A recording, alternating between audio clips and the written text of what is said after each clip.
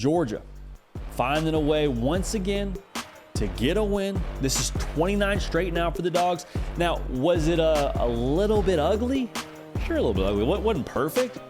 But just like your kids, man, a win, you love all of them the same, okay? 31-23 was the final in Atlanta, rivalry game. So what I want to make sure we say here is, in a rivalry game, yes, you still have to assess it with a fair amount of logic, but to the same token, it's like, rivalry game. I mean, Kirby Smart said as much post-game, like it's a difficult week. It's a different week than any other on the calendar. So you don't, I think, become overwhelmingly concerned by what you saw against Georgia Tech. What I want to focus on, though, in this segment is what makes Georgia, Georgia. Okay, you don't win 29 straight on accident. And you don't go play for an SEC title for the second year in a row now on accident either. It'll be a big one against Bama. So we'll talk about just Georgia as a whole right now in just a second. First things first, though, make sure you subscribe, Georgia fans. Had a lot of y'all get dialed into this show here recently. We appreciate y'all for that, man. We appreciate y'all making this whole thing go. So first, if you're not subscribed already, would encourage you to do so. Got a lot of ball to talk here for your Dogs here in the near future. Second thing I'd ask you to do, make sure you follow me on Instagram and on Twitter at JD Piquel. That is the best spot for us to interact and for us to do more of the content that you want to see. You say, JD, I want you to talk about this thing. Well, tweet at me, hit me up on Instagram, follow me. Like we can do more of what you want to see is basically what I want to get at there with the following on the social channels. So we appreciate that.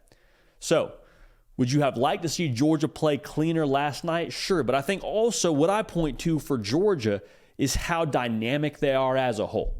Like Georgia, when I look at what they do offensively, they're pretty balanced. They're right around 51-49 when it comes to their pass run. Like they are running for almost 200 yards a game. They're throwing for over 300. And when their defense is able to hold it down like they are, and their offense is able to get what they get going, like they could play with anybody on the back end in that secondary. They can go mano-a-mano and feel pretty good about doing it. And that's why I think if you're Georgia, you feel pretty good about that Alabama matchup because of what Alabama will have to do to throw the football. Now, the concern would be Jalen Milroe and what he brings with his legs, because if Haynes King can get a little bit of something going, well, Jalen Milroe, he's going to be a little bit more of a difficult task than Haynes King. But what I think I focus on here with Georgia, speaking of being dynamic and the different ways they can attack you offensively and the different things that they have going for them on the back end in that secondary and the young linebackers that are starting to come into their own more and more and just competing their tails off, like the thing that I land on with Georgia is they are versatile. And winning a national championship, winning an SEC title even, is a lot like graduating college. Like you can major in specific things. Georgia wants to major in being physical up front. They want to major in scoring a lot of points. They want to major in holding you to a shutout. But just like graduating college, you can have your major, but you still got to pass some different tests along the way. And I think that was what Georgia Tech was last night. Different kind of test. You're on the road. It's a rivalry game. You're without two of your studs in Ladd McConkey and Brock Bowers. Like, it is what it is. You got to find a way to pass these different tests. And what I think we saw last night, and we're going to see here going forward, and we've seen at times for Georgia already, is depth at this time of year is a lot like money. Like, hey, you can't hide it if you got it. And the second part of that is at this time of the year, everybody needs some.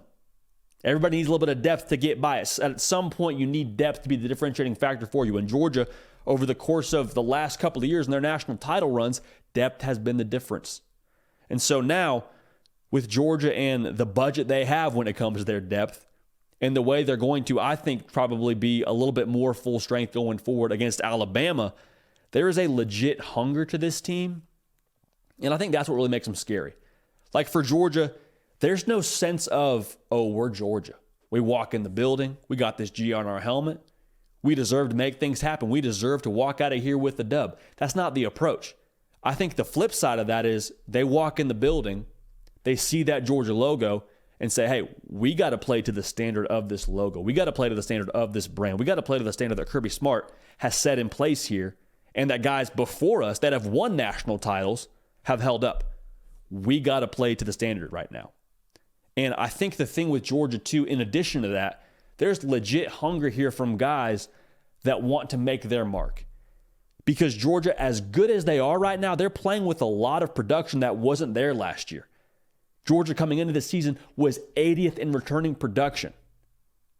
80th.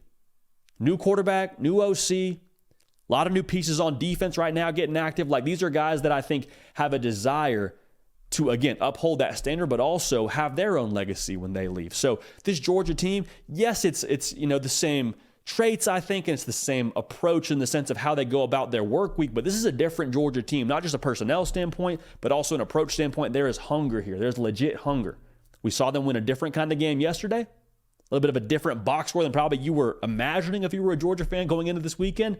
Like I said, a win, just like your kids, you love all of them the same. And when you talk about, the sense of urgency for Georgia, we said that earlier in the year. It felt just a little bit like Georgia was that apex predator. They just needed something to chase. They didn't want their food handed to them. They wanted to go and play, a ranked team, or you would see them when they would get down start to play better. Like, there is no more need to wonder about their sense of urgency. We're in November. Kirby Smart coach football teams, we know they play their best in November. And you will have all the external juice in the world that you need, if you need any, when you play Alabama next weekend. So for Georgia, what makes them tick? Depth. Dynamic on offense and on defense. They're versatile. They can play a lot of different style of games. And that hunger they have internally, I think, is really what sets them apart right now and what's making them tick at this point in time in the season. So we'll give you our pick for that SEC championship game this very Tuesday, okay? 11 a.m. Eastern. We will be live on this channel, on this show, The Hard Count. Follow me on Twitter and on Instagram. We'll shoot the link out there to let y'all know when we're going live. But if you want to make sure you really don't miss it, subscribe to this channel, all right? Hey, we appreciate y'all. We love y'all. We're going to keep this party rolling. As always, we will see y'all next time. Hey, y'all. Thanks so much for watching. Subscribe to the channel here to make sure you don't miss an episode of The Hard Count. Also, be sure to check out other videos on the On3 YouTube channel.